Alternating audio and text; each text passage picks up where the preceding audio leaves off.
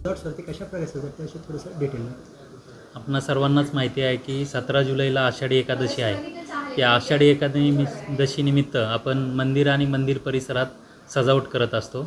यावेळेस आपण पाहतोय की मंदिराचं जतन संवर्धनाचं काम सुरू आहे. त्याच्यामध्ये मंदिराचा मुख्य गाभारा 4 खांबी 16 खांबी या ठिकाणी जतन संवर्धनाचं काम आपण केलेलं आहे आणि त्याच्यामध्ये मंदिराला मूळ स्वरूप प्राप्त झालेलं आहे. हे सर्वच भाविक भक्तांना पाहता यावं, त्याचप्रमाणे त्याचं नैसर्गिक रूप सर्वांना पाहता यावं, त्यामुळं आपण यावेळेस गाभारा 4 खांबी 16 खांबी याच्यामध्ये फुलांची सजावट करणार नाही.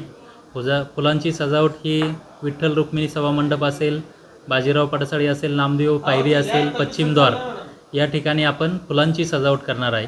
त्याचप्रमाणे मंदिर आणि परिसरात आकर्षक अशी विद्युत रोषणाईसुद्धा करणार आहोत.